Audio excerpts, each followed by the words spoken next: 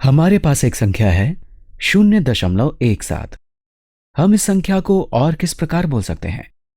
हम इसको अभी 0.17 कह रहे हैं। हम इस संख्या को और कैसे बोल सकते हैं? और अगर हमको इस संख्या को दशांश और शतांश के रूप में बोलना हो तो किस प्रकार बोलेंगे? यहां आप कुछ देर के लिए वीडियो को रोकें और सोचें कि इसको और कैसे बोल सकते हैं। इस संख्या को बोलने के कई तरीके हो सकते हैं। एक तो हमको पता ही है कि हम इसको 0.17 कह सकते हैं, और दूसरा तरीका देखते हैं। यहां पर एक दशांश के स्थान पर है तो यह हो जाएगा 1 और 7 यहां शतांश के स्थान पर है। ये 7 है, ये शतांश के स्थान पर है, तो हम इसको कह सकते हैं 1 और 7 शतांश। तो यह भी इस संख्या को बोलने का एक तरीका है। अब इसको एक दूसरे तरीके से देखते हैं। हम इस पूरी संख्या को शतांश के रूप में बोल सकते हैं।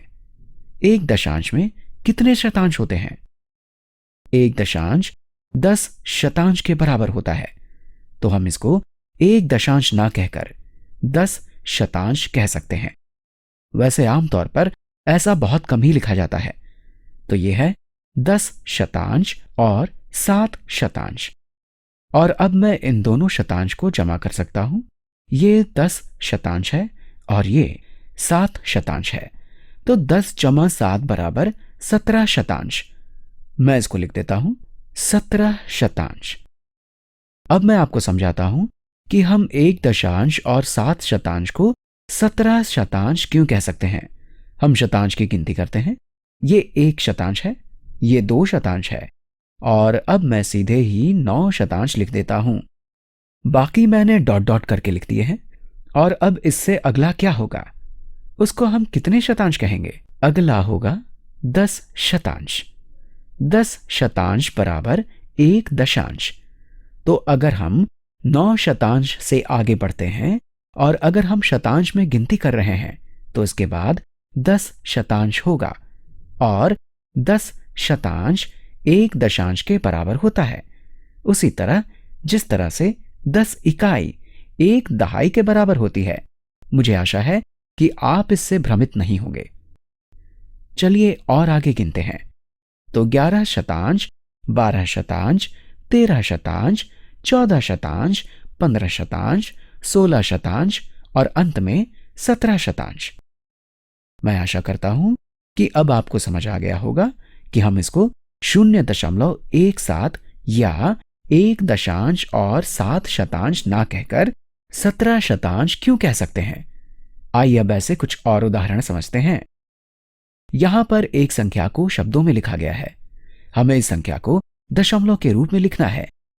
ये 4 दहाई है और 3 शतांश है, तो ये 4 दहाई है।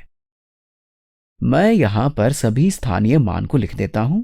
ये दहाई का स्थान है, और फिर इसके बाद ये इकाई का स्थान है, और फिर यहां दशमलव है। इसके बाद ये दशांश का स्थान है, और अब मैं दूसरा रंग लेता हूं। ये शतांश का स्थान है यहां पर। तो यहां पर 4 दहाई है, ये दशांश नहीं है, ये 4 दहाई है। 0 इकाई है और फिर दशमलव है। यहां कोई दशांश नहीं है, इसलिए 0 दशांश और 3 शतांश है। तो 4 दहाई यानी कि 40 और 3 शतांश यानी कि 40.03। आइए अब ऐसा ही एक और प्रश्न करते हैं। यहां पर भी संख्या को शब्दों में दिया गया है 24 शतांश, और पिछले ही उदाहरण में हमने देखा था कि हम 9 शतांश को ऐसे लिख सकते हैं। और अगर हमको इसमें 1 शतांश और जमा करना है तो यह होता है 10 शतांश।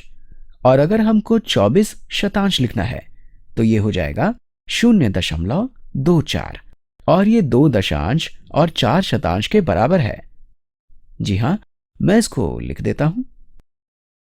ये 2 दशांश है, 2 दशांश और 4 शतांश, और 1 दशांश बराबर 10 शतांश। इसलिए 2 दशांश बराबर 20 शतांश। 2 दशांश बराबर 20 शतांश और 4 शतांश,